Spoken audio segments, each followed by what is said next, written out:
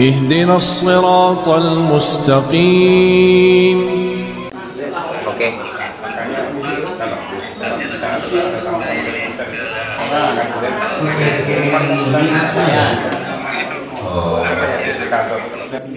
Assalamualaikum warahmatullahi wabarakatuh.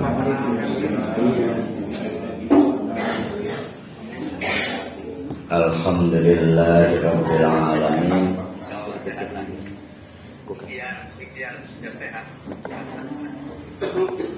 Nahmaduhu wa nasta'inuhu wa nastaghfiruh wa na'udzu billahi min syururi anfusina wa min sayyiati a'malina. May yahdihillahu fala mudilla lahu wa may yudlilhu fala hadiya lahu. Asyhadu an la ilaha illallah wa asyhadu anna Muhammadan abduhu wa rasuluh la nabiyya ba'd. Kita sudah menyelesaikan 3 contoh. Kalau boleh saya beri judul sejarah-sejarah, salah kalau sejarah-sejarah itu. Sejarah manusia-manusia yang berhasil menembus batas kemustahilan. Yang pertama, Nabi Zakaria beserta istri. Yang kedua, Ibunda Siti Maryam tanpa suami tidak dapat menolak takdir harus mengandung anak. Yang ketiga, Nabi Ibrahim harus berdakwah melawan ayahnya sendiri. Nah, menyusul di belakang yang nanti akan kita bahas adalah Nabi Musa juga melawan ayahnya. Kalau Nabi Ibrahim kandung, ya, kalau Nabi Musa angkat. Kalau Nabi Zakaria memang pengen punya anak. Kalau Ibu Siti Maryam tidak punya niat punya anak. Jadi berpasang-pasangan sebetulnya. Nah, Nabi Ibrahim itu yang kemarin kita kaji adalah contoh berdakwah melawan kemustahilan. Kenapa melawan kemustahilan? Seorang diri menyuarakan dakwah, seorang diri. Sama melawan keluarga dan rezim. Nabi Musa juga melawan keluarga angkat dan rezim sama. Nah, hadiah yang diperoleh akibat dari jerih payah Nabi Ibrahim, apa hadiahnya? 2 anak, 1 Ishak yang kemudian menjadi jalur besar kenabian. Dari Ishak turun Yakub, dari Yakub turun Yakub itu nama bekennya Israel. Israel itu Isra, kekasih. Kekasihku apa yang kau alami, yang terbaru. Yang bukan itu. Dulu Roma Irama, sekarang ke 10. Iya, lagu bungen. Il Allah. Israil, kekasih Allah. Nah itu nama bekennya Yakub. Nah karena Yakub ini, ya apa disebutnya, wong tua gede gini, apa disebutnya kan, keluarga besar, turun temurun. Ingat ada Nabi Nuh di atasnya ya, yang punah ya. Nah maka lekat kepadanya disebut Bani Israil. Maksudnya Bani Yakub maksudnya. Kayak saya ini Bani Hasan. Ada Hasan Tamim, Hasan Saifuddin. Jadi bin. Hari Ma'aris Bani aku ini. Bani Mahal.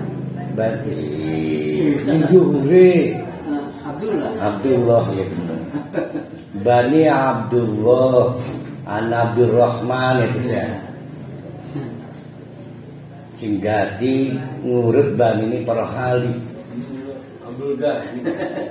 Iya Abdul Ghani memang nani. Oh, beda duduk mang nani. Sakane maris nih. Bani Israil itu penduduk atau orang? Gimana? Bani Israil itu penduduk atau orang? Kan dulu mah tidak punya stay.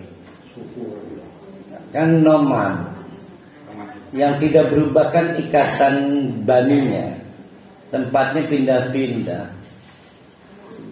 Jadi baru di zaman modern tahun-tahun zaman Nabi itu orang disematkan dengan nama daerahnya. Contoh Imam Al-Bukhari, wong Bukhara. Bukhara itu suatu provinsi di dengan Soviet.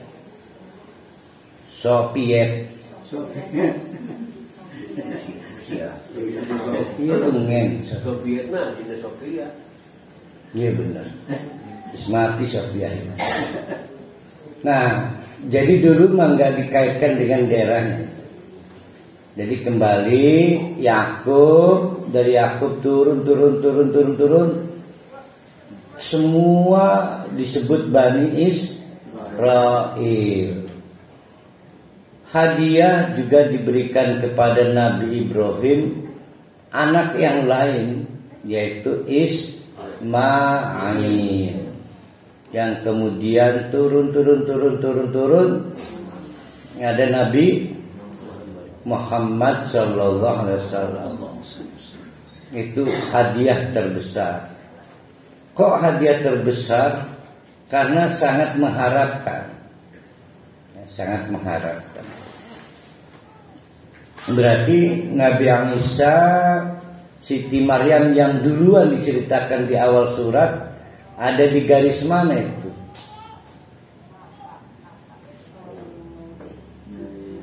Bani Israil. Diceritakan dulu karena kita bukan lagi ngurut urut-urutan kenabian. Bicara soal bapak-bapak, ibu-ibu, jangan membangun hukum sendiri dengan hukum sebab akibat. Semua perkara di tangan Allah. Ya, jangan mentang-mentang banyak penyakitnya, wah matikan.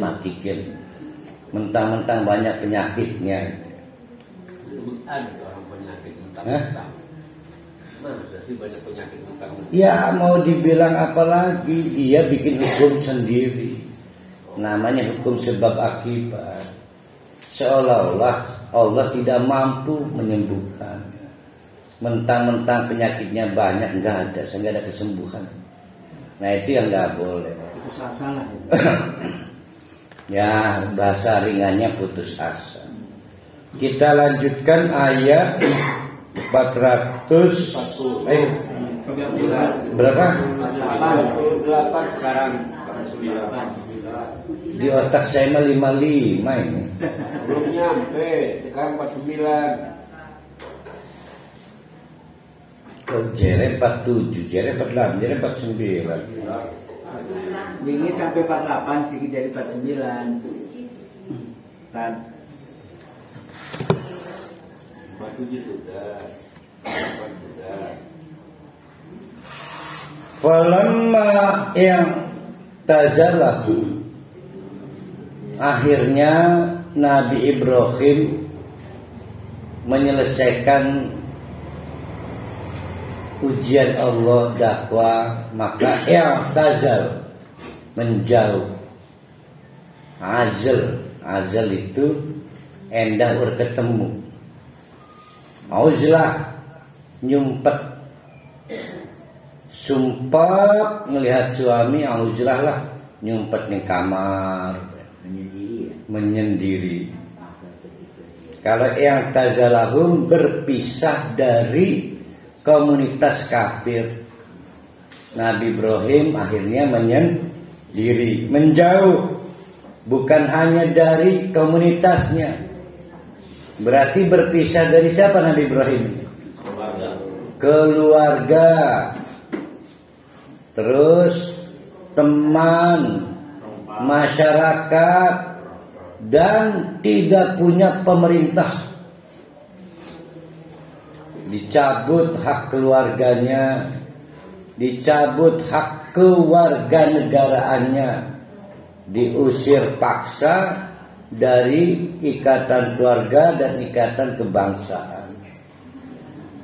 Dalam surat yang lain Nabi Ibrahim mendialogkan dalam doanya, saya sekarang harus kemana, negara mana yang saya tuju? Peduli amat. Kholak tani, kan engkau ya Allah yang bikin aku. Dini, maka tunjukkan negara mana yang mau saya cari untuk tempat suaka. Bertanya lagi, lah siapa yang ngejamin saya makan? Maka dijawab sendiri, kan engkau yang ciptakan saya. Maka engkau yang memberi makan dan memberi minum pada saya. Nah itu namanya hukum, itu ada di tangan Allah. Terus BPJS-nya gimana? Kalau sakit, Faiza maritu, gampang aja. Ini omongan Nabi Ibrahim loh, cuma dipotel ya. Sering dipotel kan, Faiza maritu fahuwa yasfin. Lah, kan kalau saya sakit urusan Allah menyembuhkan. Simple Pak. Nah, jadi cuma memang unik Faiza maritu ini kepotel dari rangkaiannya. Bukan, gitu. Ini mah cerita Nabi Ibrahim, Faiza maritu mah. Jadi Faiza maritu itu rangkaian teguhnya Nabi Ibrahim untuk mematahkan teori sebab akibat yang dominan, bahwa segala sesuatu tidak lepas dari tangan Allah. Maka yang tazalahum, ambil resiko oleh Nabi Ibrahim, peduli amatlah, menjauh. Bukan hanya dari mereka, tapi dari apapun juga, yaitu wama, dari apapun yang buduna min dunillahi, yang mereka jadikan sembahan. Kalau waman dari siapapun, kita kehilangan banyak orang. Berani nggak menegakkan syariat? Resikonya kehilangan banyak orang. Berani nggak? Kehilangan istri, kehilangan suami, anak, nggak berani ya. Karena kita membangun hukum sendiri, kita anggap mati, kita nggak punya keluarga. Nah itu maksudnya. Itu Nabi Ibrahim keren lah. Wama, dan dari apapun, pekerjaan, rumah, hipotek, deposit, apapun. Nabi Ibrahim nggak peduli. Nabi Muhammad membuktikannya. Para sahabat membuktikannya. Hijrah itu kan ditinggal.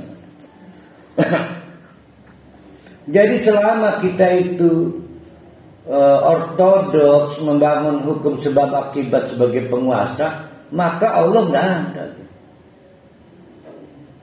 Kita menghilangkan Allah. Kalau udah beli obat di apotek Gama, merasa udah sembuh kan. Dapat dari Rusdi, ramuan terbaik, senengnya. Ini mau pulang lagi ramuan baru. Mau pulang lagi. Nah ngeri, Allah hilang. Nah itu contohnya ya, prakteknya ya. Praktek terbaik Nabi Ibrahim. Maka Nabi Ibrahim dapat gelar Hanifah, orang yang konsisten. Saking konsistennya kaki kanan meleot membentuk polio itu, kakinya gitu. Nah Hanifah itu bukan lurus, tapi kukuh ya, sampai meleot kanan kiri.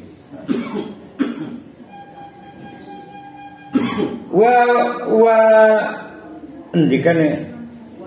Wahabna lahu, maka keren kan, dapat hibah, upahnya berupa hibah.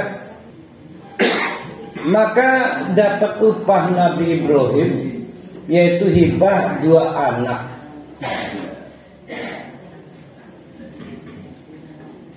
Satu Ishak, 2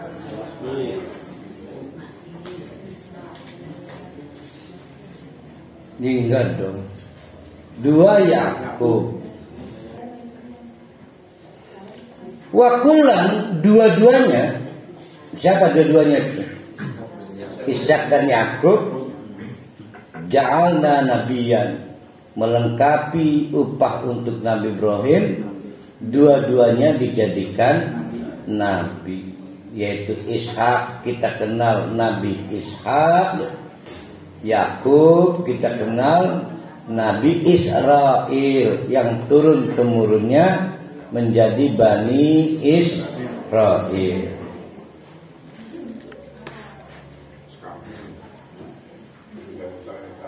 Yang hebatnya lagi, tidak cukup upahnya berupa cerot anak dan gelar kenabian.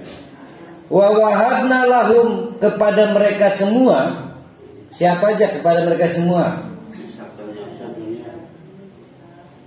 Ibrahim, Ishak, Yakub. Ismail belum masuk. Maka diberikan hibah oleh Allah mir rahmatina, sebagai bentuk kasih sayang dari Allah. Wa ja'alna lahum lisana sidqin aliyah, dan kami jadikan mereka viral dalam banyak obrolan dan pembicaraan yang bernilai tinggi dan benar. Jadi maksudnya jadi legend. Jadi lisana sidqin aliyan itu viral jadi legend. Maka yang membayang-bayangi Nabi Muhammad, Nabi Ibrahim. Kalau kita menyebut nama Nabi Muhammad, hampir ngebayangi Nabi Ibrahim itu di tahiyat, coba di salawat, ya kan? Ngebayang terus kan? Padahal mak kenal ke Nabi Ibrahim pada kali enggak kan? Kita kenalnya Nabi Muhammad kan, tapi ngebayang aja nguntit. Memang udah janji Allah. Nah itu disebut dengan lisana sidqin, lisan pembicaraan, sidqin yang benar, aliyan yang bernilai tinggi. Kenapa tinggi? Karena sering dibicarakan. Kenapa tinggi? Karena sering dielu-elukan. Nah, tidak dapat kita pungkiri, setiap kali kita menyebut Nabi kita, Nabi Muhammad Sallallahu Alaihi Wasallam, maka selalu juga kita menyebut nama Nabi Ibrahim. Bukan hanya Nabi Ibrahim, juga keluarganya. Ya kan? Itu disebut dengan lisana sidqin aliyah. Dah titik. Bagi yang minat dapat hadiah seperti Nabi Ibrahim, jangan memperkecil ruang rahmat Allah dengan hukum sebab akibat. Ya. Jangan memperkecil ruang hidup kita. Mestinya rahmat Allah wasi'at kulla syai', rumusnya kan warahmati wasi'at kulla syai'in. Kan rumusnya gitu kan. Kata Allah warahmati, dan kasih sayangku wasi'at menembus batas kulla syai'in, terhadap kejadian dimanapun kapan. Tidak ada sekatnya buat rahmat Allah. Kita perkecil uang kita dengan hukum sebab akibat. Nggak ada uang, mati nih. Nggak ada obat, mati. Nggak ada dokter, mati. Nggak ada bidan, mati. Lala kesekul, mati. Padahal ada ruang di mana rahmat Allah masuk. Nabi Ibrahim, Siti Maryam, Nabi Zakaria. Kemarin keputusan istrinya siapa? Nabi Zakaria, Elizabeth ya. Itu membuktikannya. Yang paling tersohor lisana sidqin aliyan adalah Nabi Ibrahim. Nah sekarang kita masuk ke Nabi, bukan Nabi, membuktikan teori tadi yang keempat. Lebih unik dilakukan oleh Nabi Musa alaihissalam. Harus melawan ayah angkatnya, plus rezim dalam sejarah paling brutal. Ingat, ada brutu, ada brutal pada sini. Ini brutal. Berut apa maunya itu? Beruk itu mah. Lah bro, gimana bro? Mau isuk ana jamaah arane Haji Surya Pegandikan. Ada di WA grup Bani Pegandikan. Pagi-pagi menyapa WA grupnya. Hai guys, apa kabar guys? Guys ikut sapu. Kelompok goes. Rajin Pak Haji Surya. Bikin mancing orang mau. Pak Haji Surya. Ini Palete. Ini Palete. Oh muncul.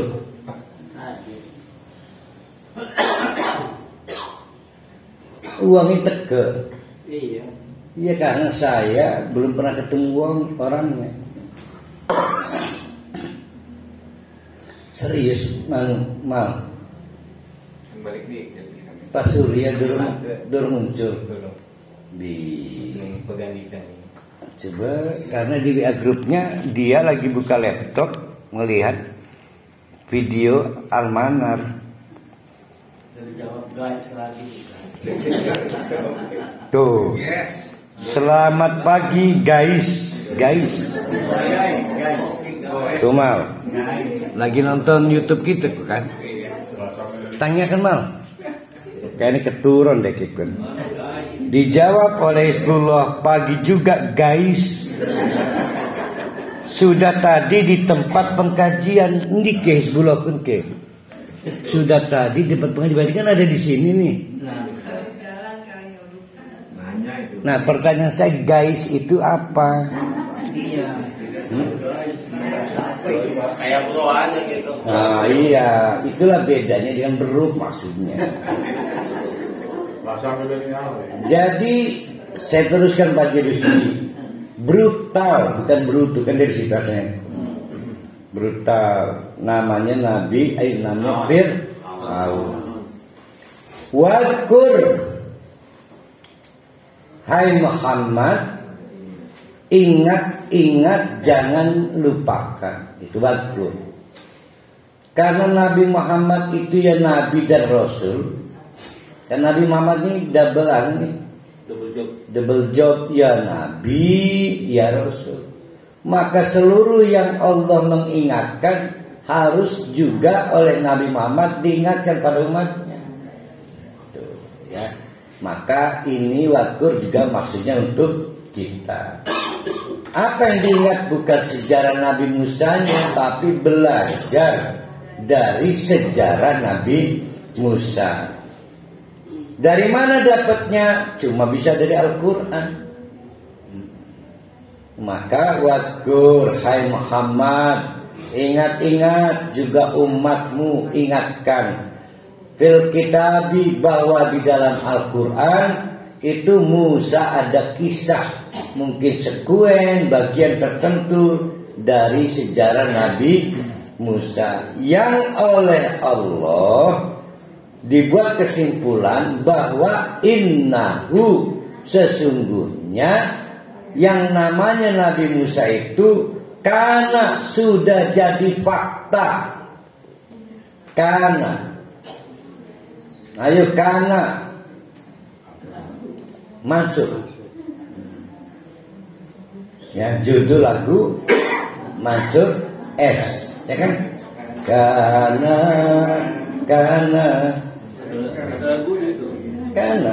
engkaulah gadis India. Jadi gadis botak. Oh iya, udah rubah. Karena faktanya satu.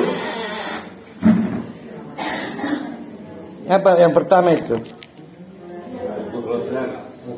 Mukhlasunnya. Mukhlasun. Yang kedua, Rasulan. Yang ketiga, Nabi. Allah yang membuat kesimpulan siapa Nabi Musa itu.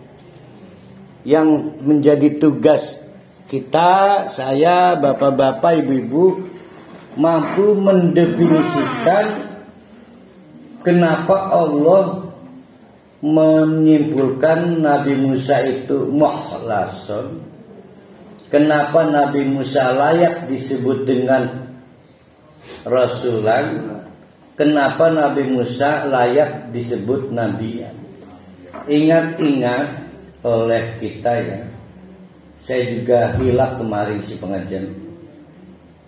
Ada dua bidding atau pemilihan di kota di Al-Quran jabatan.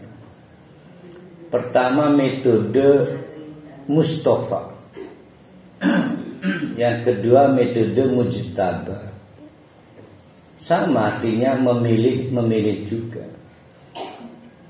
Hanya dua nabi yang saya tahu metode keterpilihannya sebagai nabi dengan istofaik. Satu Muhammad sallallahu alaihi wasallam, dua Musa alaihissalam. Yang lainnya ijtihad. Itu harus dikaji tuh. Kenapa Allah menggunakan kata istofaika untuk Nabi Muhammad dan Nabi Musa? Maka Nabi Muhammad kan al-Mustafa. Tapi yang lain bahkan untuk sekalipun Nabi Ibrahim itu wajtabaka. Dan Allah telah memilihmu. Nah, keterpilihan Nabi Musa pada Rasulan Nabiyan itu istofa, legend juga, mirip Nabi Muhammad. Mukhlasun, kan tugas kita harus mendefinisikan nih, kenapa Nabi Musa dapat detail mukhlasun atau ijazah mukhlasun. Kalau suatu saat ada imam baca ayat ini bunyinya bukan muhlison, jangan ribut. Karena memang ada dua qiraat. Ada muhlason, boleh juga muhlison. Namun populer para ulama qiraatnya adalah muhlason. Dan memang muhlason dan muhlison beda. Kalau muhlison orang yang ikhlas.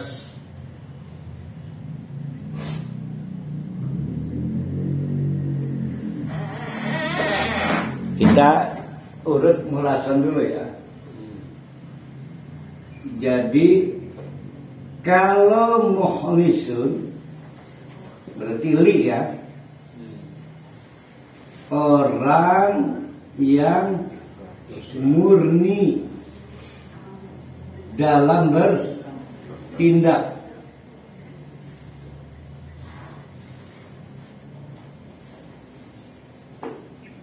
Kenapa pengajian?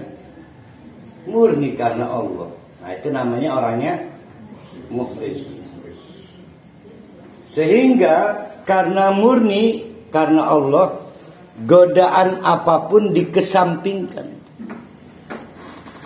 Kekhawatiran apapun dikesampingkan. Alhamdulillah nyampe. Biasanya tidak nyampe itu kurang kemurniannya. Kali pengaji mumpung harus ngajak. Barang sing ngajak urut teke, harus jadi teke. Kebayang tidak Nabi Musa menghadapi sekali Fir'aun. Kalau nggak murni nggak bisa.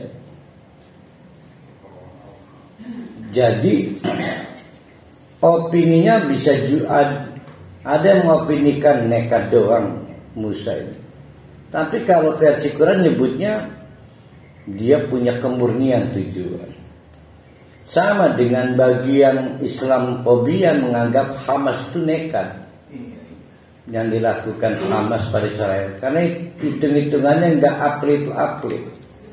Tidak rasional. Ya tidak masuk akal lah. Tapi karena dia murni mungkin ya, maka terjadi apa yang kita lihat itu. Dan Nabi Musa membuktikannya itu. Nah, akibat kemurniannya itu, maka dia dapat award, penghargaan, terpilih, mukhlasan yang dipilih. Nah, jadi paham kan? Pergerakan dari mukhlisan ke mukhlasan. Maka arti mukhlasan yang terpilih. Berarti yang memilih siapa? Allah. Kalau mukhlasan, ayo. Pilihan kita menemukan Allah. Mukhlasan dipilih Allah diketemukan.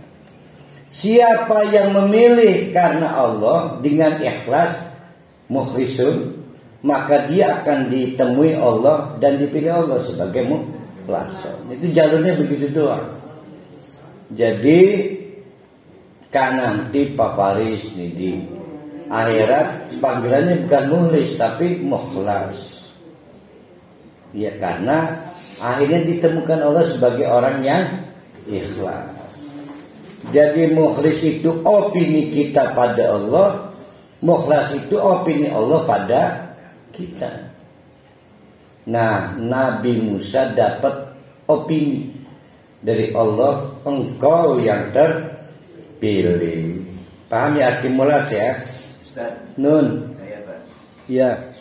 Saya kalau mengingat Nabi Musa ini, keluar di pikiran saya, ada 2 orang Nabi yang pernah berbuat dosa.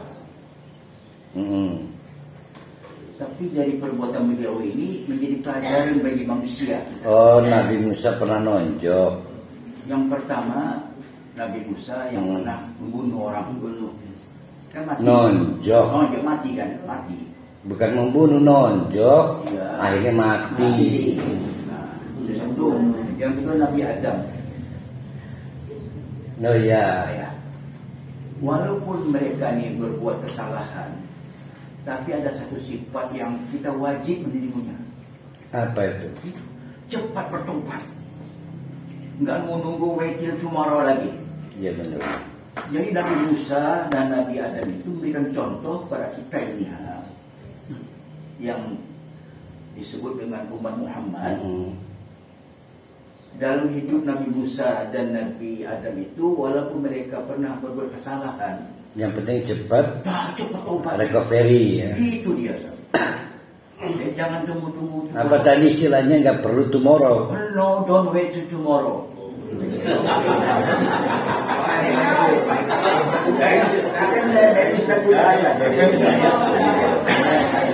bilang ke Ustaz yes I do itu. Saya mah senangnya yang ini es krim sundae itu.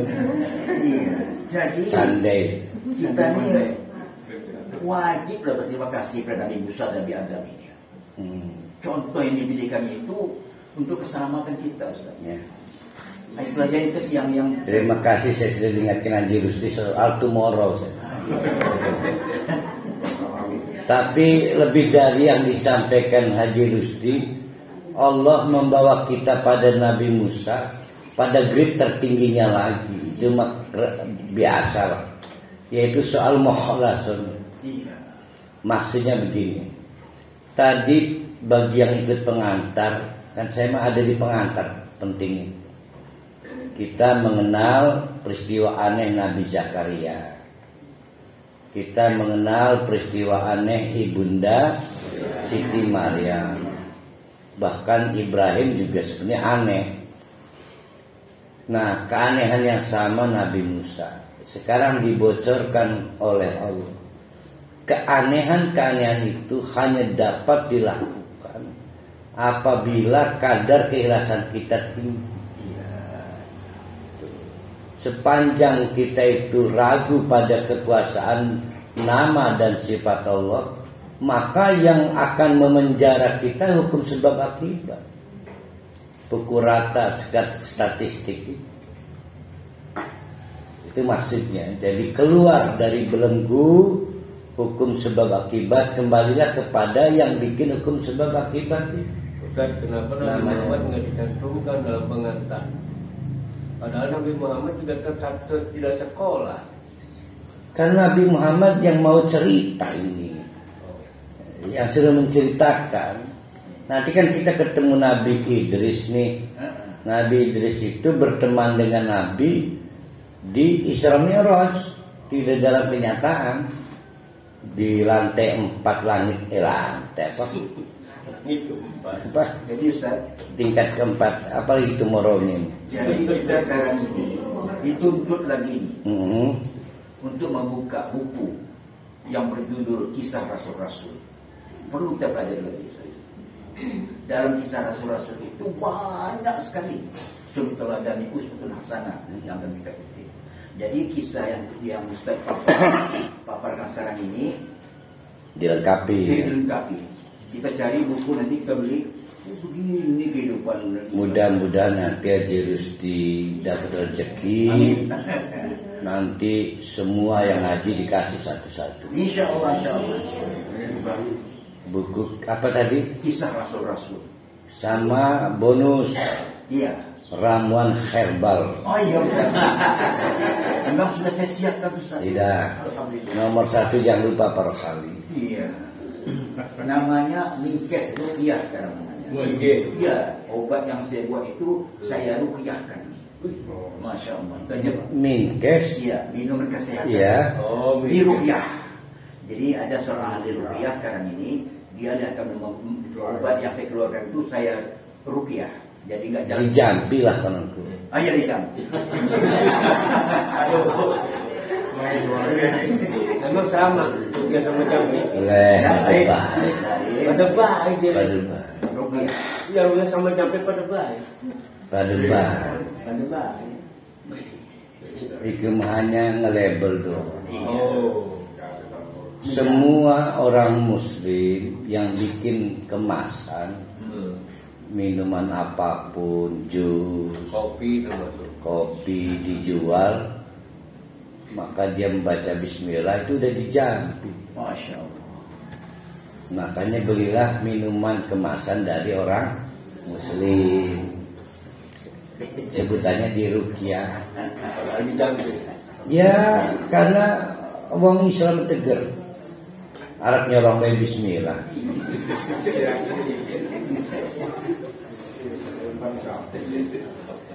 Yang kedua gelar Rasul. Yang ketiga gelar Nabi. Ayat itu saya mau melengkapi mulasan. Bukti sejarah Nabi Musa mampu melawan Fir'aun di surat lain dengan lika-likunya dibongkar oleh Allah. Rahasianya adalah bukan nekat, tapi kadar keikhlasannya. Dan Nabi Musa mendapatkan gelar kehormatan tertinggi dalam hal keikhlasan, dari mukhlis jadi mukhlas. Ya, supaya paham pergerakan ikhlas, mukhlis, mukhlas.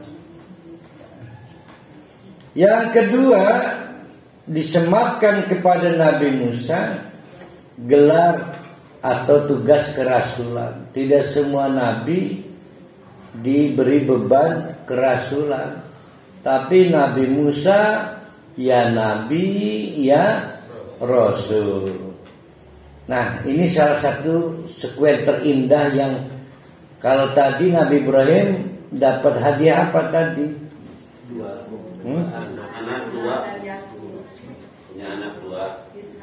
Nah, yang dua-duanya nabi dan jadi legend. Nabi Musa juga dapat, yaitu wanadainahu.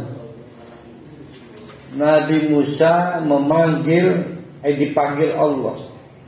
Waduh, ini nggak ada yang bisa dapat ini. Dipanggil dengan suara. Bapak-bapak, ibu-ibu juga tiap saat dipanggil Allah melalui sistem syariatnya. Dipanggil adzan, dipanggil waktu ibadah. Tapi ini mah dipanggil dengan suara Allah. Sistem audionya. Kayak apa? Wallahu a'lam bishawab. Min janibit Tur, dari sebelah bukit bernama Bukit Tur, Al-Aimani sebelah kanan. Ya Allah, lihat kalimatnya nih ya. Wa qarrabnahu najian. Allah yang mengaku ini. Allah menceritakan wa qarrabnahu, kami berdekat-dekatan, najian, munajat. Jadi head to head. Head to head. Face to face. Apa pakai? Face to face. Oh, face to. Nama lagi itu saya. Tadi itu marah, jadi sekarang face to face. Najian itu munajat. Walaupun Nabi Musa gagal melihat wajah Allah, keburu pingsan, tapi Allah ingin menceritakan belum pernah ada makhluk Allah sedekat dengan Allah secara zat. Luar biasa ya. Kayak petanya Nabi Musa ya. Sampai oleh Allah diperlakukan seistimewa itu ya. Gimana itu? Udah nggak bisa ngomong dia Nabi Musa ya.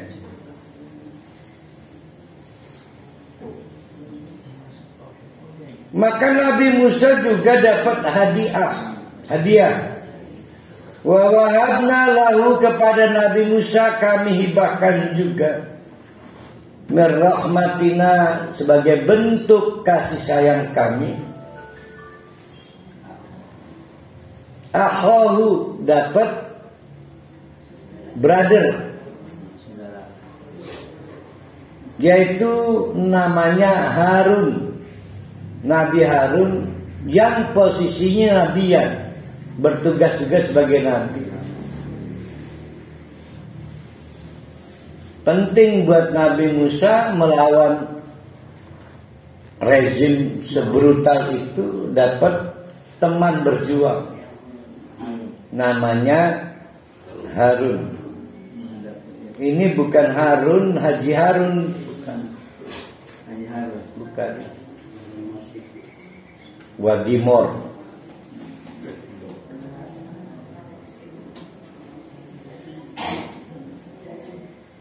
Kebetulan Nabi Musa ini punya kendala, yaitu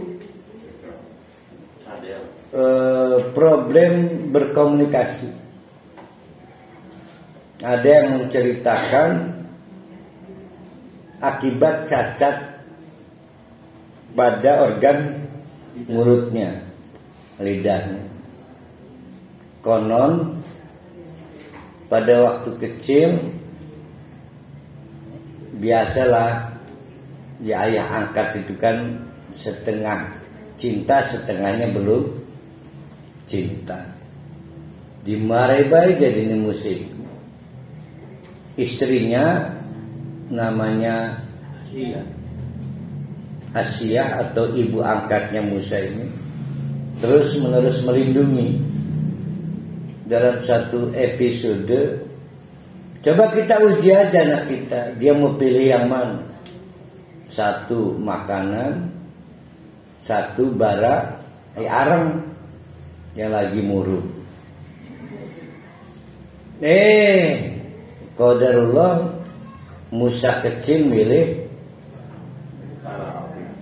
arang, langsung dimakan, maka membuat lidahnya cacat dan menjadi penghambat komunikasi.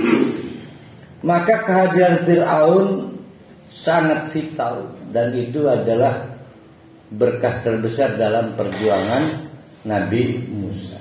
Lebih dari sekedar punya anak ya. Kita lanjutkan.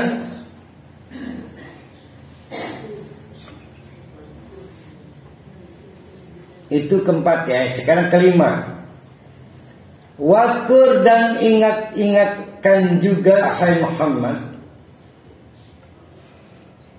fil kitabi, juga di dalam Al-Quran, bukan dari sumber yang lain. Ismail, soal sosok Ismail. Ismail ini anak dari Nabi Ibrahim dari jalur lain.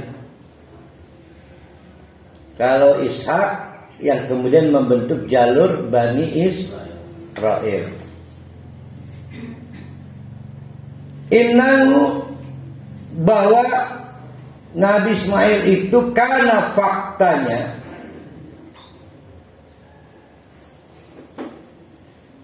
sadiqal wa'di. Kalau tadi Nabi Musa dapat gelar mukhlason.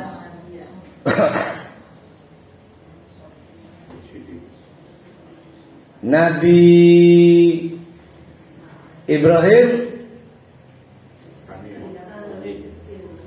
Nabi Ibrahim As-Siddiq, kan kemarin As-Siddiq. Nah sekarang Nabi Ismail Sadiqal Wa'di. Kalau janji komitmen, paling memenuhi janji, paling memenuhi janji kepada siapapun. Saya lupa lengkap cerita dan detailnya, tapi ada sekian unik. Nabi Ismail janjian dengan someone di suatu tempat untuk saling bertemu. Sampai pirang-pirang dina ditonggoni, ngebelain nanggoni batur. Rupanya baturnya ingkar janji. Nabi Ismail tetap nanggoni baik. Tapi persisnya saya lupa, ringkasnya begitu. Sampai akhirnya ada orang memandang aneh. Lagi aku sih balik-balikin nanggoni batur. Pirang-pirang ditembus. Kebetulan belum punya HP Nabi Ismail ya. Nggak punya HP, nggak punya radio. Siapa pun Herman yang janji. Gak Herman meni umat sih wingi ge. Urang gering ora aku, kalingan kayak. Maka diterusaken. Mancing itu janji kan Mail iya. Nunggu terbanti ini kan. Maka diparangkan sadiqal wa'di. Karena janji itu pada Allah, walaupun janjinya pada Haji Rusti, walaupun pada Maharis, insya Allah dikmingkat janji. Nah, dia tetap nikmen ingin menunggu Allah. Kita mah kualitas pemenuhan janjinya berkurang. Lah kan dilatih ini kan? Padahal janji itu kan pada Allah. Nah, Nabi Ismail membuktikannya, maka dapat gelar Shadiqul Wa'di.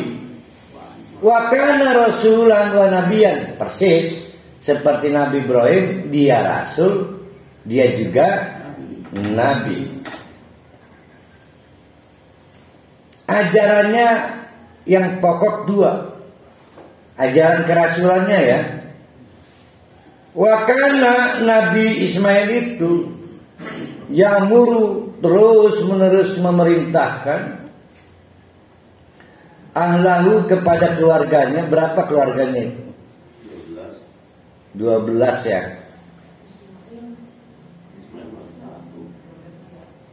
Yakub 12, Ismail 1. Keluarga Ismail berapa? 1, Nabi Muhammad. Buka lagi kisah Rasul nih. Ismail anak siapa? Hah? Ibrahim. Nabi Ibrahim. Kalau keluarga Ismail siapa? Wong objek dakwahnya ke Ibrahim. Nah, kebetulan kita belum kenalan dengan keluarganya. Jadi anak Rabi ini putu nih, yang turunan Arab itu, yaitu satu bisolati, agenda amalan sholat. Dua wazakati, zakat. Wa kana 'inda rabbih mardiyan, dan mengkampanyekan agar kita fokus mencari ridho Allah. Itulah syariat Nabi Ismail, persis dengan syariat Nabi Ibrahim, yaitu sholat dan zakat. Nah, itu Nabi Ismail. Mari kita bedah sedikit kenapa dapat gelar Shadiqul Wa'di. Walaupun obrolan singkat dan sederhana dengan ayahnya, soal ayahnya ingin tasdiq, kan gitu kan, menunaikan ilmu wahyu melalui mimpi. Kan begini jalan ceritanya. Bapaknya ini Ibrahim berkunjung kan gak setiap hari. Dari Syam, Palestina ke Mekah itu berapa jam ya? Atau berapa hari perjalanan kakinya zaman itu. Ini kali giliran untuk menemui ibu dan anaknya. Sepanjang perjalanan ngimpi baik. Ngimpi menyembelih Ismail. Sehingga Nabi Ibrahim terganggu dengan mimpi. Kebayang tidak ngimpi ngebunuh anak nyembelih anak dewe. Sehingga merasa terteror dengan mimpi itu. Merasa berani nggak tidur kalau mimpi alibay. Takut kan, takut tidur kan. Pahamilah oleh bapak-bapak, ibu-ibu, mimpi itu ujian beratnya Nabi Ibrahim. Diuji oleh Allah tiap tidur ngimpi menyembelih anak yang kurang beruntung karena tidak setiap saat dapat pelukan ayahnya. Hanya dapat pelukan kalau pada saat waktu gilir, bukan nengok, gilir. Kan ikan wayuh gini. Gilir, sementara daya dukung alat transportasi kurang, video call nggak bisa. Nah udah gitu diteror dengan mimpi.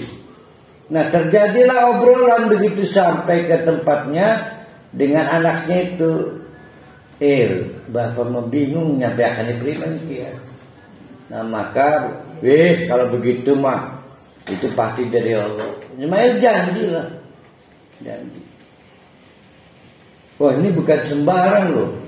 Janji untuk setuju pada wahyu mimpi. Kira-kira kalau para ahli milih kabur atau milih setuju? Kabur. Karena para ahli nggak dapat gelar shadiqul wa'd. Nah, kenapa Nabi Ismail memenuhi janjinya untuk disembelih?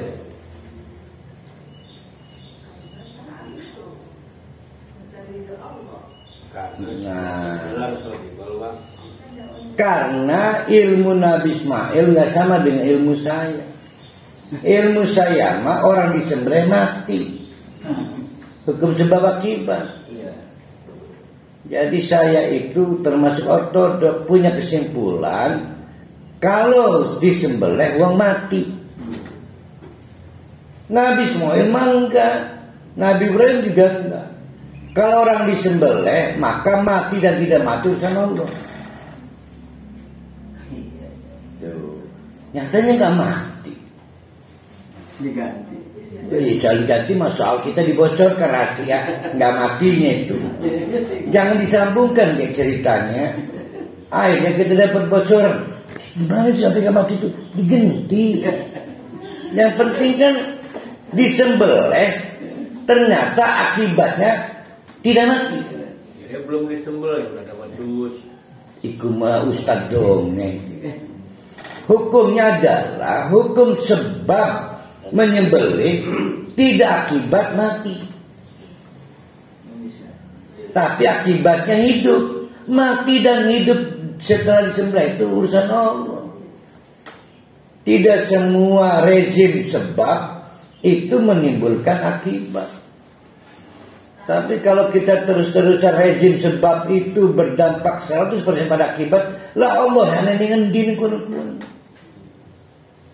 Ya Bu Dokter Nena. Iya, saya lagi mikir itu penempatannya itu kapan tuh ya sikap seperti itu yang tepat. Tadi itu dibocorkan mana? Bagaimana kita bergerak dari ikhlas, mukhlis ke mukhlas. Kalau saya sederhana Bu Dokter, jangan menghilangkan ruang berapa persen pun dalam hukum sebab akibat untuk Allah bekerja. Jangan. Jadi jangan menjadikan hukum sebab dan akibat itu rezim berkuasa itu. Harus disediakan ruang untuk Allah. Jadi meragukan sebab akibat itu wajib agar ada ruang untuk Allah. Contoh, ini pasti jadi belum tentu lah menurut izin Allah. Nah, jadi kita menegasikan hukum sebab akibat. Kita ini kan terlalu belagu lah percaya diri. Gampang tuh ke mobil, mau sana semiliar itu harus dipatahkan. Bahan aja sana semiliar gedung tentu lah oleh izin Allah. Nah, sebenarnya gitu kan. Kita sebetulnya ada pertolongan kultur. Kultur orang Serang tuh indah lah. Selalu mematahkan kepastian karena izin Allah. Selalu menawikan izin Allah ya. Kan sebenarnya kultur kita. Nah itu kita harus bisa mengeksplorasi keikhlasan, bergerak terus dari ikhlas, mukhlas. Nah yang dipraktekkan oleh Nabi Ismail mikronya, yaitu shadiqul wa'd. Itu mikronya itu ya. Salah satunya adalah memindahkan janji dari someone kepada Allah. Saya janji nih dengan Pak Jamal, maka pindahkan janji itu pada Allah. Nah itu memindahkannya. Maka kita akan komitmen karena bukan sedang pada Pak Jamal berjanji pada Allah.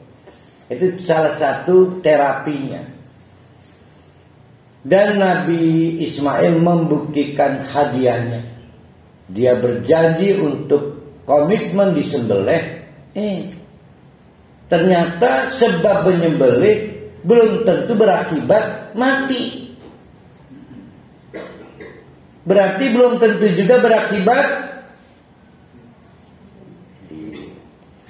Sebab menyembelih ternyata belum tentu berakibat mati. Berarti belum tentu juga berakibat hidup.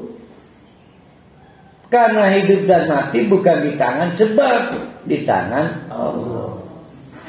Maka jangan takut mati. Bukan salah. Jangan takut disembelih, jangan. Berarti salah ya polisi itu, sebab kematian itu salah ya. Iku meriwayat kematian. Uang wis mati direkonstruksi. Iku uang wis mati, ini mah kita. Kan kita mati. Jangan. Pokoknya rezim sebab itu tidak secara utuh menguasai akibat.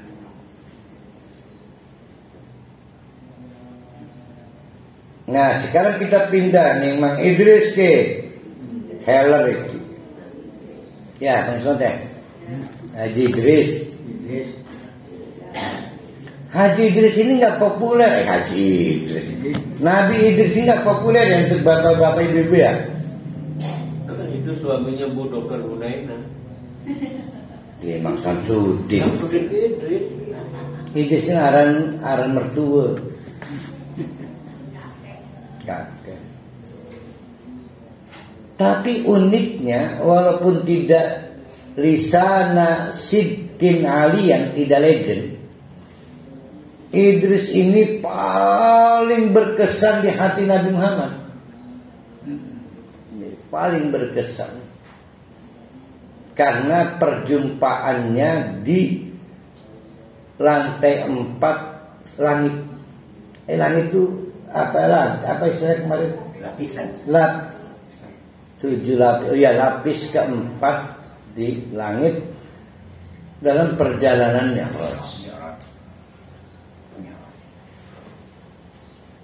Nabi Idris menyapa Nabi Muhammad. Ingin bergegas menyapa Nabi Muhammad. Maka dia tanya pada petugasnya, malaikat, "Kak, gimana itu? Apakah sudah datang utusan Allah?" Itu maksudnya Muhammad. Jadi Nabi Muhammad itu Nabi yang diidam-idamkan, dirindu-rindukan oleh nabi-nabi sebelum Nabi ini. Semua pengen ketemu Nabi Muhammad. Dan rupanya kabar akan dikunjungi Nabi Muhammad dan Mi'raj itu udah rame. Mungkin kalau beli tiket, pengen ketemu. Yang paling beruntung Nabi Idris. Nah, ini ceritanya. Nah, kita lihat, wadkur hai Nabi Muhammad, ingat-ingat, jangan coba dilupakan. Fil kitabi, tapi ngambilnya dari Quran aja ya, jangan dari yang lain. Idrisa, soal seorang nabi bernama Nabi Idris. Ternyata Nabi Idris itu innahu kana, faktanya siddiqon nabiyan, tapi bukan rasulan. Siddiqon berarti mirip Nabi Ibrahim, tapi bukan rasulan. Yang warfa'nahu, kami tinggikan makanan kedudukannya alian, di tempat tertinggi. Di mana itu? Di langit lapisan keempat, menunggu para nabi termasuk Nabi Muhammad. Itu tinggi banget. Tidak diceritakan sepak terjang. Nah, sekarang kita akan masuk kesimpulan awalnya. Ulaika, mereka semua itulah mereka. Siapa? Yaitu siapa aja, berarti itulah mereka itu. Ayo kita sebutkan dari awal sampai akhir.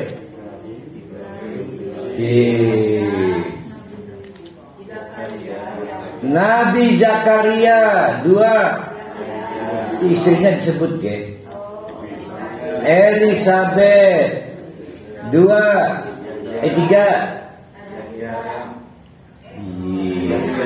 Ibunda Maryam. Nabi Isa nggak diceritakan loh di sini. Kan Nabi Isa mah hanya sekuen bebayi ngomong. Kisahnya makan nggak ada. Bukan Nabi Isa ada kanannya enggak, karena itu faktanya enggak ada kan? Enggak ada. Pembuktian dia dapat gelar apa enggak ada kan?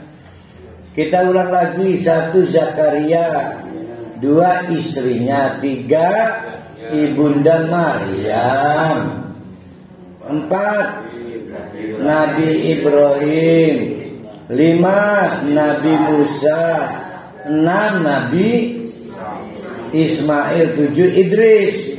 Mereka itu semua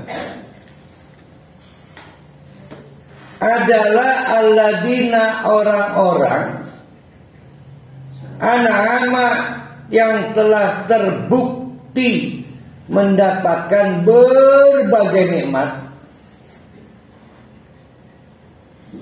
telah memberi nikmatlah Allah alaihim kepada mereka minan nabiyyin, dari kalangan para nabi.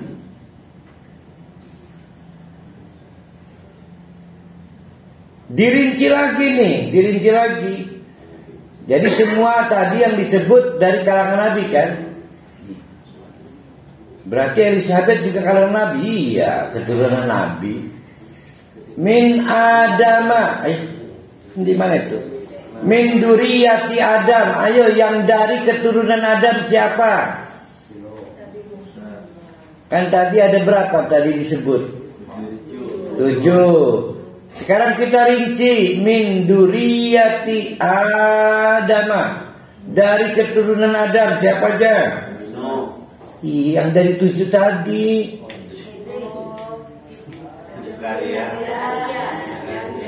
Ya, iya.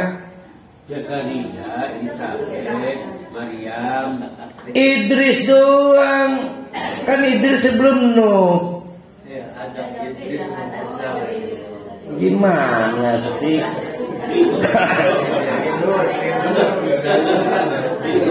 Tuh, Pak Tatan malah inget karena tidak ngeblunder Pak Tatan. Saya juga awalnya bingung lagi baca ini, ngerenung aja, ketuncak-tuncak. Ini kan lagi bukan mengurut Nabi, lagi mengurut siapa yang pernah sukses mematakan hukum sebab akibat kan. Nah, dari nama-nama kesohor yang sukses mematahkan hukum sebab akibat itu, yang dari keturunan Adam namanya Idris. Idris kan nggak masuk ke 2 besar, ke Ibrahim enggak. Kan dia langsung dari Adam. Dari Adam Idris, dari Idris Nuh, dari Nuh punah. Ya kan punah. 1 udah dapat ya. Mana tadi hilang tuh? Padahal ini masih bingung mana? Oh, udah enggak, ya udah kembali ingatannya ya. Dikit nih. Wa mimman amalna ma'anu, dari kelompok yang diselamatkan Nabi Nuh siapa aja?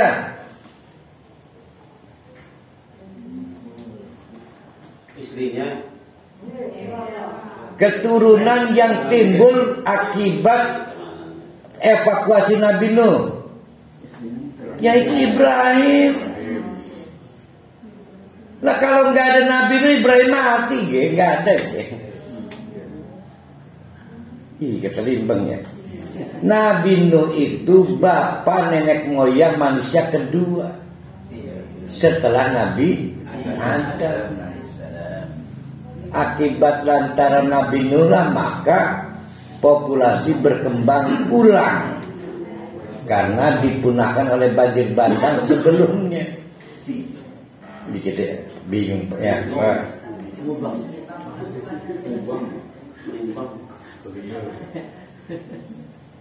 Bikin hilang menikin. Berarti kesimpulan siapa aja yang diselamatkan oleh Nabi Nuh? Dan Nabi Ibrahim. Wa min dzurriyyati Ibrahim, barulah dari Nabi Ibrahim ada broyot kok. Ada briotan. Wa Israila, ada Nabi Yakub. Wa mimman hadaina wastabaina. Dari keturunan Ibrahim itu ada kelompok yang cuma dapat hidayah. Ada kelompok yang dapat ijtaba. Ingat tadi ada istofai, ada ijtaba. Terpilih jadi nabi. Kesimpulannya banyak nabi, belum tentu rasul dan belum tentu kita kenal. Maka nama ijtaba ini. Bahkan yang unik kan Nabi Isa sejaman dengan Nabi siapa itu? Ya, dengan alat dakwah yang berbeda. Nabi Isa dengan Injil, Nabi Yahya dengan Taurat. Ini bahasa urat enak ya. Surat-surat baik. Depo itu masih buka sini. Masih. Itu kompleknya untuk seputar aslinya rumahnya. Iya. Buat Janis. Seputar. Adik-adik. Jadi. Saya melangganannya yang Malioboro bengen komplek Korem. Iya. Sekarang arah ketiga. Yang Parcen ai sikima. Itu langganan kita. Terus laku ya. Itu urat paling enak se Asia Afrika itu. Aduh mas. Hilang maning ya.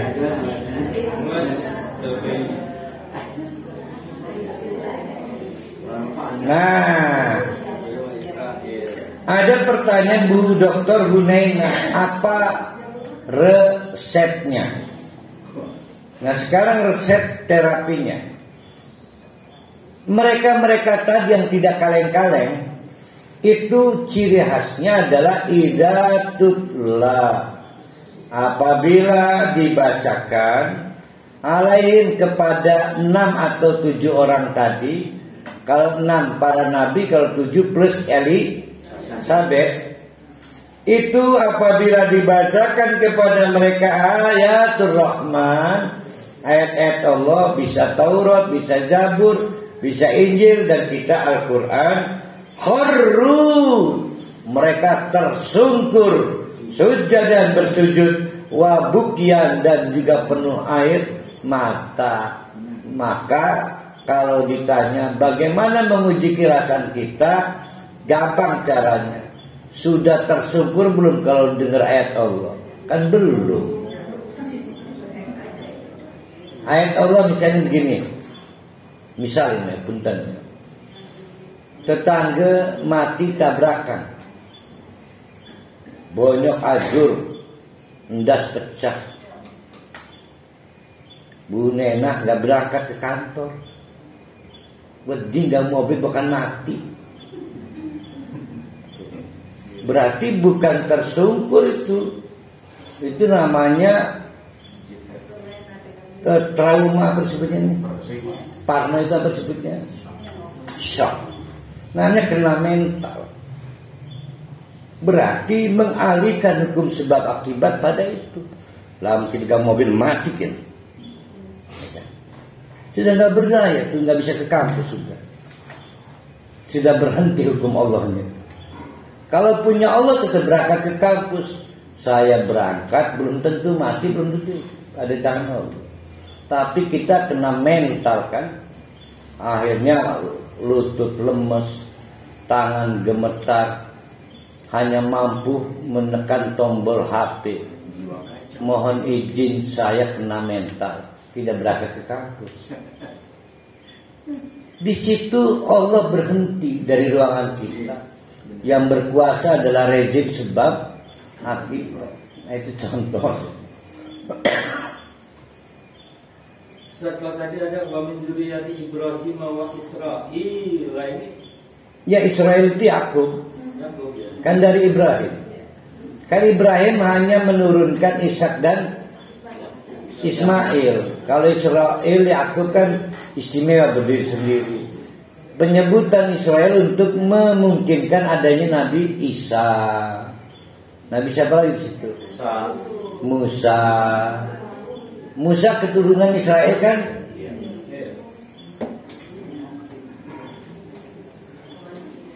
Sampai mana tadi itu? Kharru sujadan. Ternyata, maaf dalam kasus tadi, Bu Dr. Hunainah tersungkur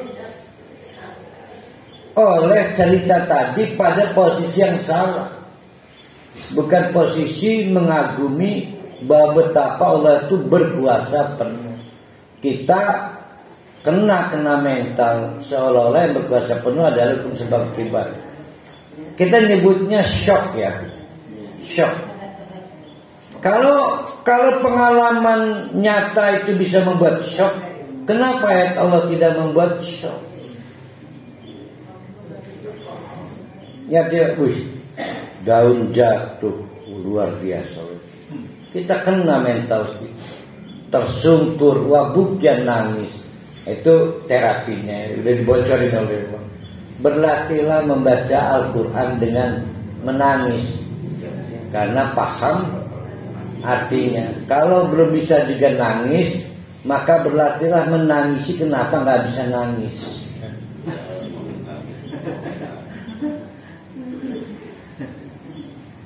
Mana nih? Hilang dah yang lihat.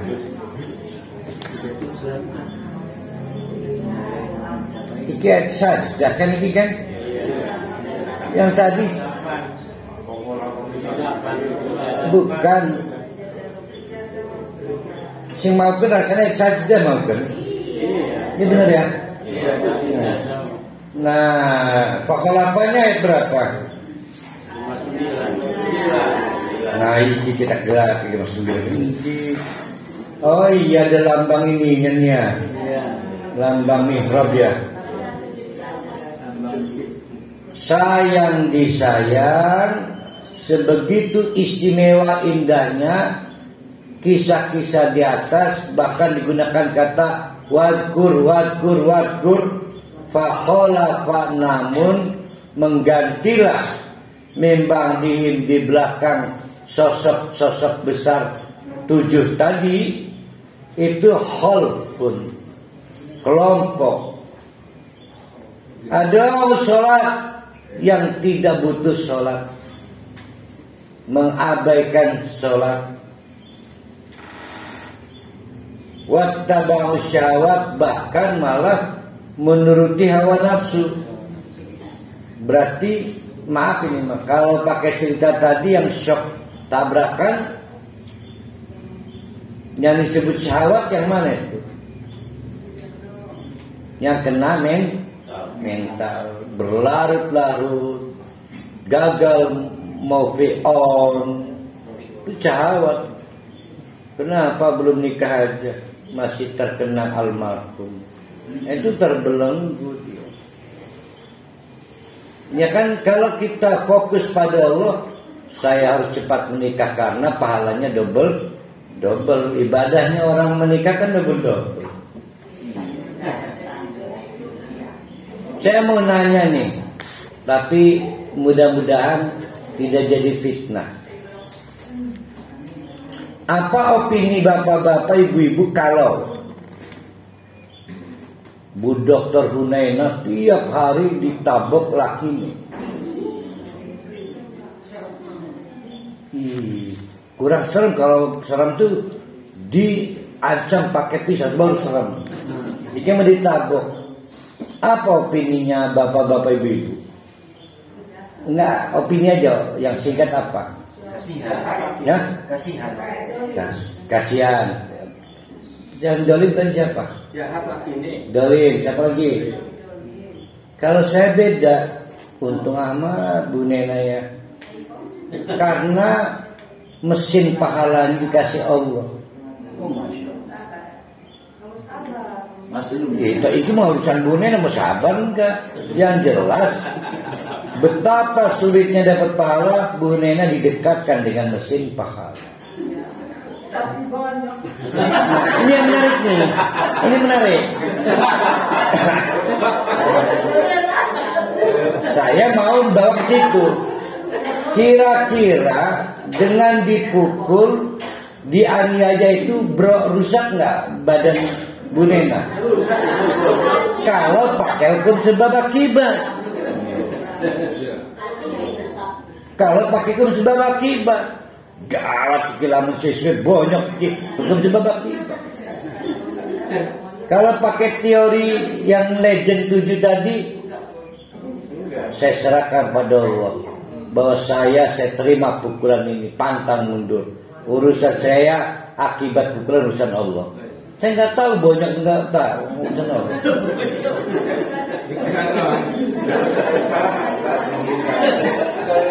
Bisa nggak Bu Nena memperkuat sugesti dengan Allah itu, bisa nggak? Sehingga pukulan cuma kerasa sakit. Latihan Ustaz. Pukul dulu. Ini mas tidak ada poinnya. Kan kita sebagai manusia harus tidak asal Allah harus berusaha untuk menghindari kebonyokan itu. Kemudian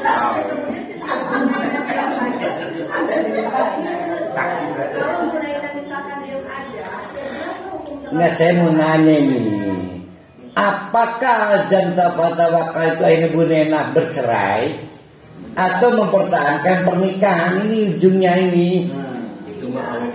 Kalau bercerai dengan logika laras banyak Ustaz, seolah-olah ada hukum sebab akibat, pukulan membuat bonyok. Itu sebab akibat itu. Nah, tapi kata Bu Nena, enggak, saya lebih butuh pahala daripada sebab akibat.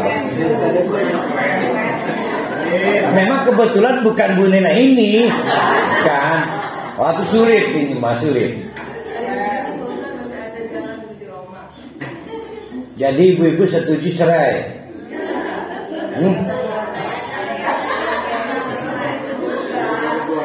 Tapi kan si talak juga begitu, apabila suami menghilangkan istri, boleh cerai juga. Jadi Kita nggak bicara boleh, bicara bagaimana mempraktekkan cerita tadi. Ibu-ibu menghadapi teori ini, kasus ini. Yang pertama adalah congratulations, selamat. Di tengah-tengah sulitnya cari pahala, Bu Nena didekatkan dengan mesin pahala. Itu dulu. Bukan artinya jujur aja sulit cari pahala. Dan pintu surganya dibuka oleh kekejaman suaminya. Ya kan pintu surganya kan. Mau milih jadi Sumayyah atau memilih jadi anaknya. Tapi ngomong-ngomong, cerita ini cerita nyata ya. Cerita ini kisah nyata bagi bapak-bapak, ibu-ibu yang mendapatkan kesamaan dengan kisah tadi, karena kisah nyata ini. Dan jaraknya hanya 1 meter 2 meter dengan ibu-ibu. Nah, maka saya ingin memberi nasihat, tidak berkuasa penuh hukum sebab akibat. Istiqomalah pada Allah, walaupun golok pisau sudah depan mata. Pisau itu alat melukai, bukan alat membunuh. Sedangkan mati dan hidup di tangan Allah. Jadi yang kedua, pintu surga susah didapat. Kalau harus terbunuh di tangan suaminya, maka berterima kasihlah menjadi ahli surga.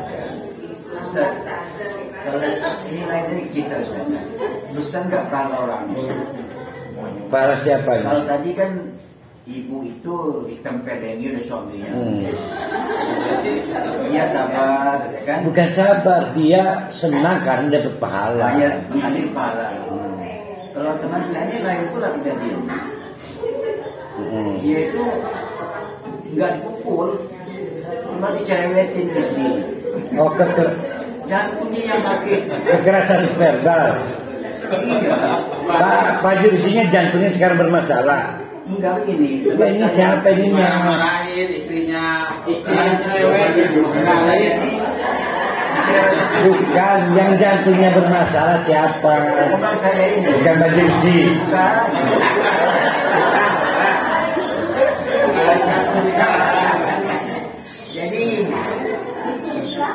Jadi kembali kepada nama Bu Nena tadi, saya pinjam namanya untuk menjadi bagian dari nasihat saya. Itu nama yang mirip dengan keluarga besar di sini. Jadi berhentilah menganiaya istri.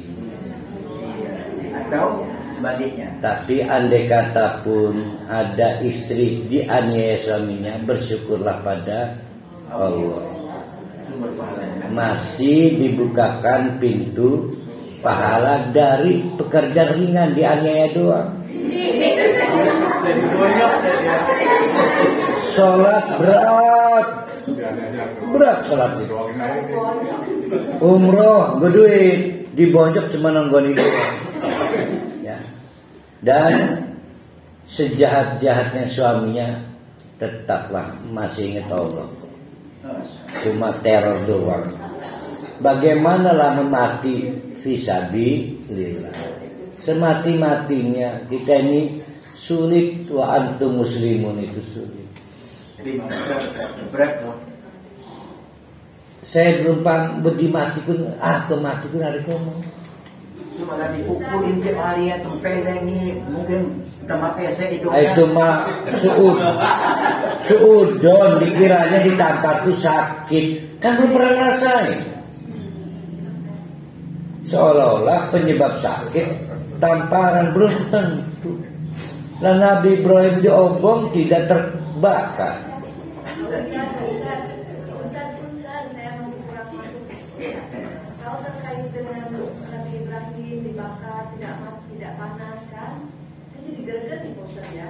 Itu kan dia mujizatnya dan mujizat itu Enggak mujizat. Ya, terus tadi kemudian masalah terkait dengan dipukul diem aja itu emang kategori sabar. Kan kata Ustaz tadi syukur. Alhamdulillah Bu Dr. Naina bisa mempunyai suami seperti itu pahalanya. Bukan Bu Dokter Hunena, Bu Hunena. Nggak pakai dokter, Ibu Hunena namanya ini. Bukan ini, bukan.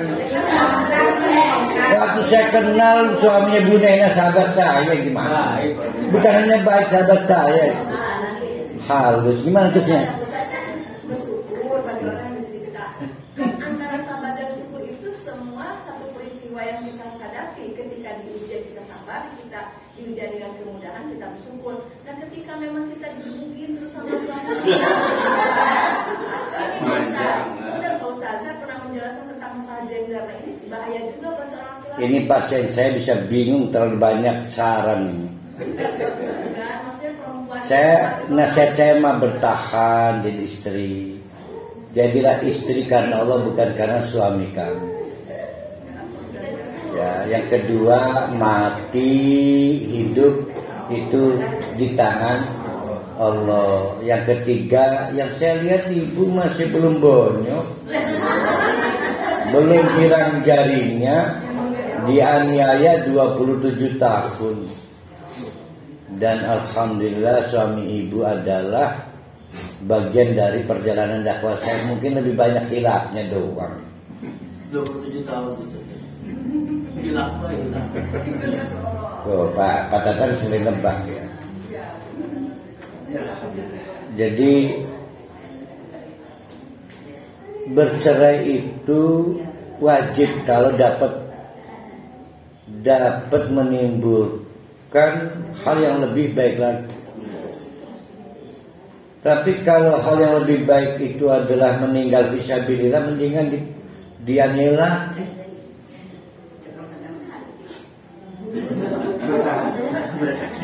Susah juga ya, karena merasa takut mati itu apa pemberasaan. Saya tuh bingung, kayak pada pernah ngalami mati aja. Dapat gosip kali ya, mati itu sakit ya. Gosip.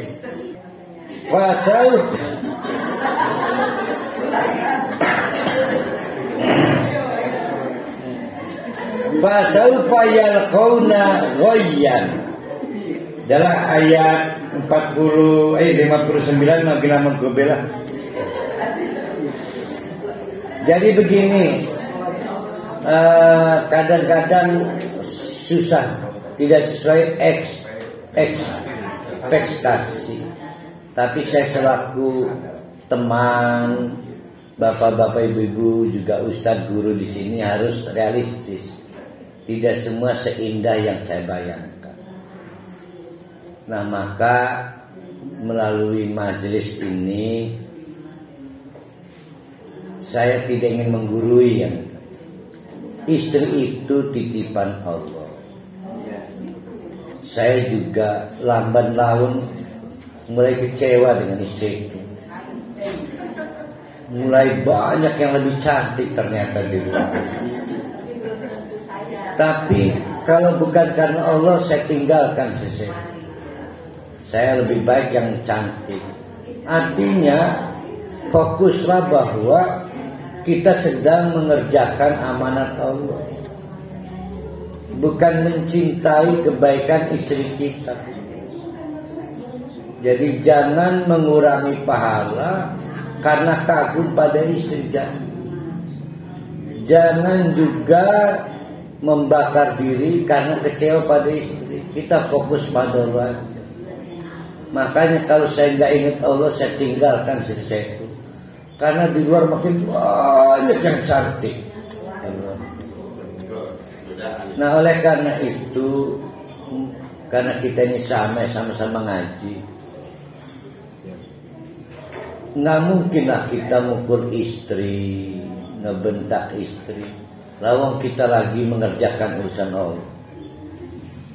Namun saya juga memaklumi lah, kadang-kadang capek, penat, akhirnya khilaf, membentak, menampar, menabok, menjejak, mengancam istri. Ya, teman itu kegiatan itu ya. Namun perlu juga dipikirkan, kenapa ngantuk, kurang tidur, kenapa capek, banyak kerja, kenapa sumpah, banyak melampaui batas. Kan bisa dipelajari. Kalau terus-terusan terjadi, namanya geng nggak mau mempelajari. Ingat resiko pengajian. Resiko pengajian itu menjadi beban besar tuntutan Allah untuk mengamalkan. Maka yang pertama masuk neraka karena tidak mengamalkannya ikut pengajian. Iya kan? Nah, ikut pengajian masih nampar istri, nabok istri, mencereweti wajib, bukan mencereweti ganti lagi. Tapi fokuslah pada Allah ya. Saya bukan sok menjadi suami yang baik, tapi saya praktekkan lebih enak. Saya ini ya, mengelola istri itu nggak fokus ke istrinya, tapi ke Allah. Itu lebih enak. Sebab istri saya itu banyak bikin traumanya. Lalu dengan istri ingat mertua mana? Mertua cerewet. Jadi kalau lihat istri itu banyak kembangannya, mendingan lihat Allah aja. Lihat Allah. Maka saya mah bagi yang kenal saya kayak Bu Romla, Jamal, biasa saya jejorangan dengan istri itu. Kayak ngelelaga segala. Saya nggak punya masalah dengan istri. Jejorangan itu apa ya? Bercanda. Bahkan saya kadang lagi jalan, mama, sayang bapak udah tua gini, cantik kamu tuh anak tuh ya. Biasa jejorangan sana ambil biasa. Karena kami menganggap apa sih cara diributakan. Bagian kenal ya Bu Romla mah apal kayak gini jejorangan ya. Kadang-kadang hari Ahad nih, hari ini nih, kami wajib nonton film bioskop karena di rumah ada home theater, barbekyuan, kami menghibur diri, lupa umur namanya. Tasiku gegelati benekol karena puas endaskan barbekyuan kan, daging fresh kan. Kita harus menolong diri kita sendiri, menemukan Allah dalam rumah tangga kita. Tapi kalau terjemahannya ngaji, mana juga keliru. Allah itu di semua tempat harus ada. Itu mau ketemu Allah di pengajian doang. Maka saya hafal lagu-lagu Gia Indarwati. Saya lapor lagu-lagu. Kamu nembakkan anak rabi cek kita. Ya, nonton film bersama. Kami nggak pernah ke bioskop seumur umur, belum pernah. Maka saya fasilitasi ada teater semua. Kadang-kadang tamu itu gue kerungu gitu mah, wong beledak.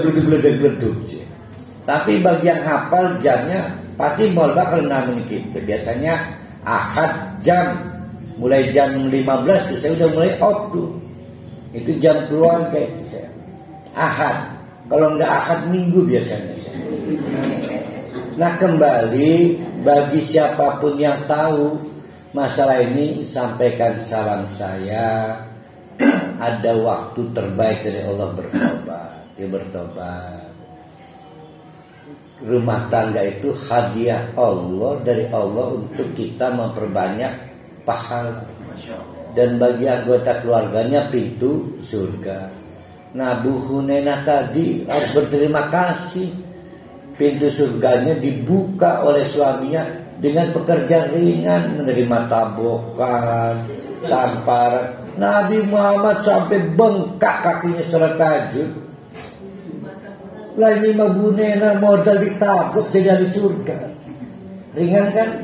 Tuh, berterima kasihlah kalau mengalami kasus seperti mengamit-amit nih. Pengennya ya? Ustaz. Iya. Wah, saya dapat kunci hidup sekarang Ustaz. Kunci hidup sudah berikan pada kami. Masalah ditabok. Bukan taboknya. Masalah pengembaliannya kepada Allah. Iya. Apapun yang terjadi pada diri kita, apakah menyenangkan, apakah menyusahkan, apakah menyakitkan, kita kembalikan kepada Allah. Jadi dikunci Ustaz. Terima kasih Ustaz. Nah istrinya menemui saya, maka saya menyarankan jangan cerai semati-matinya. Siapa tahu mati syahid. Cuma begini, saya menyayangi bapak-bapak. Memakai pisau, golok, itu sudah pidana. Iya. Hukumnya pidana. Jangan merasa hukum tidak menyentuh karena di rumahnya sendiri, jangan. Iya. Ya, jangan. Saya akan sedih kalau ada jemaah masuk penjara gara-gara mengancam istri dengan golok, kan isin kita nih. Isin karena baru mengancam udah masuk penjara, belum membunuh, kan nggak keren kan. Nah itu aja ya, terutama ke Pak Tata yang dekat. Pak Tata, Pak siapa lagi ya, Pak Aris yang membantu. Saya bagian dari keluarga besar. Jamal. Aku qauli hada wa astaghfiru innahu wal ghafurur rahim. Assalamualaikum warahmatullahi wabarakatuh.